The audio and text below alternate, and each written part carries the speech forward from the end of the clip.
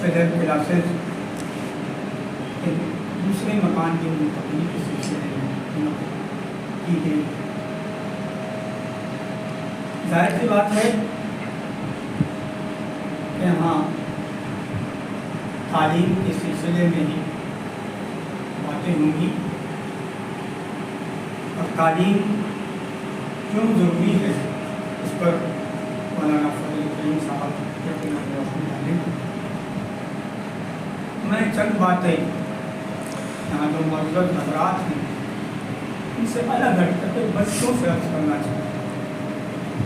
وہ یہ کہ تعلیم تو مسلمان بھی حاصل کرتے ہیں، غیر مسلم بھی حاصل کرتے ہیں.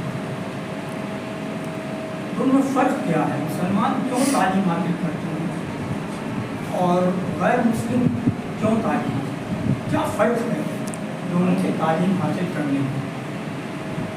آپ جانتے ہیں، آپ قرآن شریف کی تلاوت کرتے ہیں. قرآن میں اللہ تعالیٰ نے کہا ہے مسلمانوں کو تم خیر امت، یعنی تم بہترین امت ہو. کیوں بہترین امت ہو؟ کیا کرتے ہو؟ اچھی باتوں کا حکم دیتے ہو، برے کاموں سے روکتے ہو.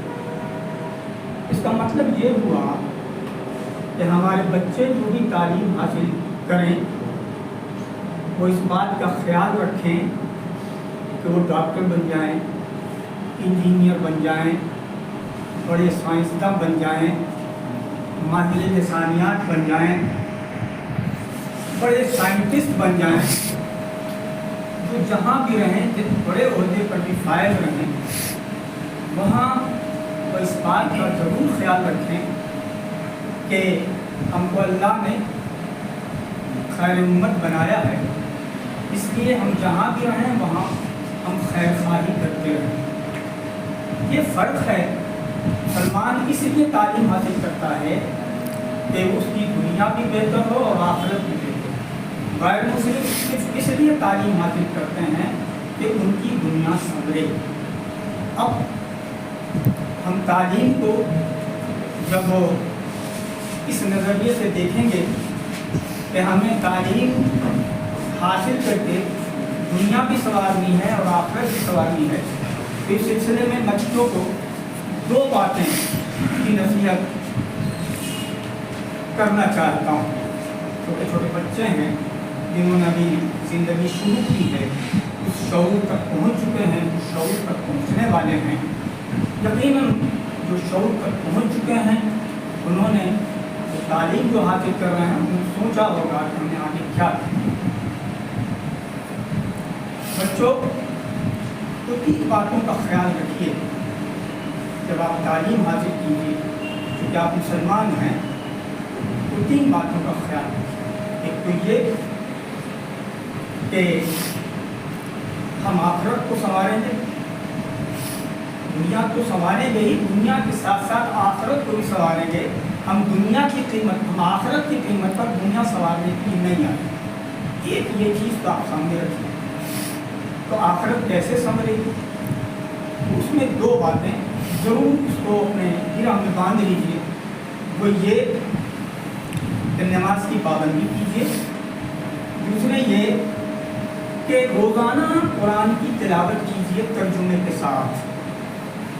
غور و فکر کیجیے کہ جب آپ کی اللہ نے جو بھی صلاحیت دی ہے آپ کے ذہن کی، اس ذہن کے مطابق ایک قرآن شریف کا کوئی ایک ٹکڑا لے لیجیے. الحمدللہ یہ سورہ فاتحہ ہی لے لیجیے، اب پڑھیے.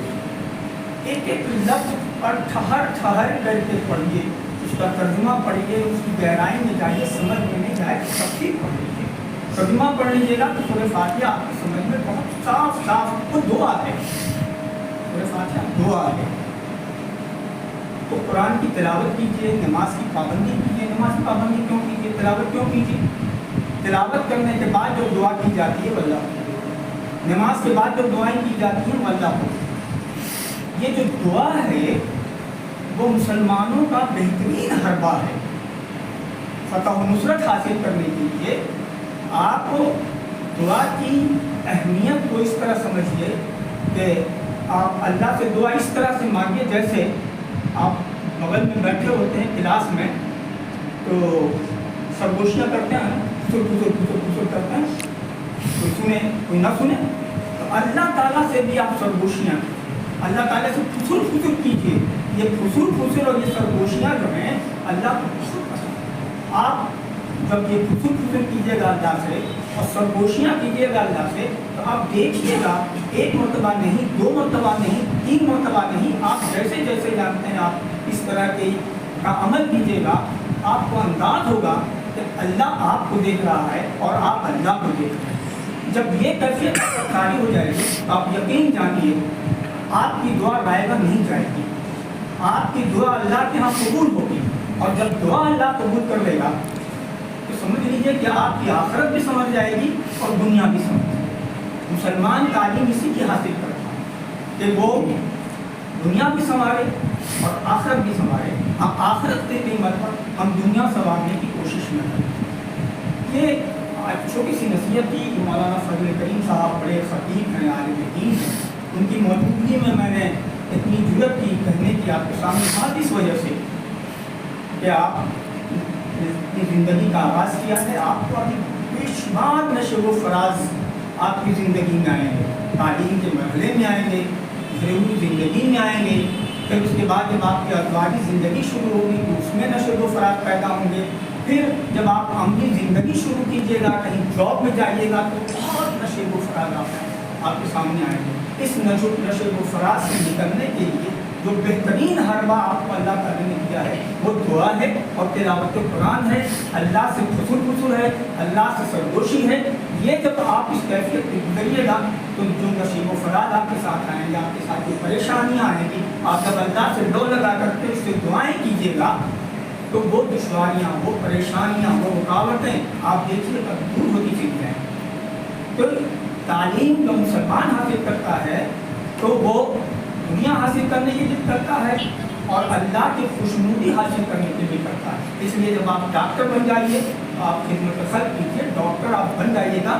اس سے بہتر خدمت خلق کا آپ کے پاس کوئی ذریعہ نہیں. اور آپ جہاں بھی رہیے، آپ جہاں بھی رہیے، آپ اگر میتھ پڑھ رہے ہیں تو اس میں بھی اللہ آپ کو نظر آئے گا. آپ کیمسٹری پڑھ رہے ہیں اس میں بھی اللہ آپ کو نظر آئے گا. قرآن شریف سے جب آپ مطالعہ کیجیے گا تو آپ کو یہ انداز ہوگا کہ جتنے سائنسی ایجادات ہیں، جدید سائنسی ایجادات، وہ سب 1450 سال کے اندر تمام جدید سائنسی ایجادات ہوئے. کیوں ہوئے؟ وہ اس لیے ہوئے کہ غیروں نے قرآن شریف پر تدبر کیا، فکر کی، سوچا. اب جیسے مثال کے طور پر قرآن شریف نے کہا ہے اللہ تعالیٰ نے کہ قرآن کو لوح محفوظ میں محفوظ اور اس کو آسمان دنیا پر بھیج دیا. اب یہ بات پہلے سمجھ میں نہیں آتی تھی بچوں کہ ایک چیز کہیں محفوظ ہے اور وہی چیز دوسری جگہ چلی جائے، ایک جگہ محفوظ بھی ہے دوسری جگہ چلی جائے. بات سمجھ میں نہیں آتی تھی. تو سائنسدانوں نے تدبر کر کے کیا کیا آپ جانتے ہوں گے. پہلے فیکس مشین نکلی تھی، کمپیوٹر نہیں ہوا تھا تو فیکس مشین نکلی تھی جس میں آپ کوئی بھی کاغذ رکھ دیتے تھے اور آپ کے پاس ٹیلی فون کی طرح اس کا نمبر ہوا کرتا تھا.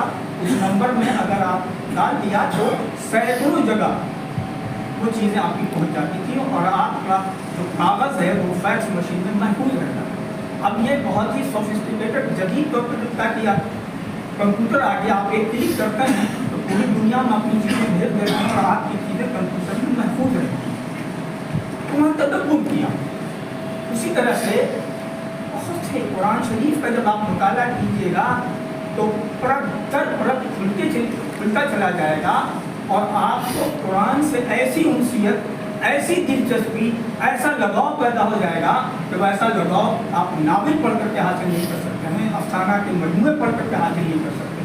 تو بچوں آپ اس فیئر کلاسز میں آپ کو جناب پڑھنے کے لیے آئے ہیں تو آپ صرف اپنی زندگی اور دنیاوی زندگی سنوارنے کے لیے نہیں آئے ہیں بلکہ آپ اپنی اخروی زندگی بھی سنوارنے کے لیے آئے ہیں.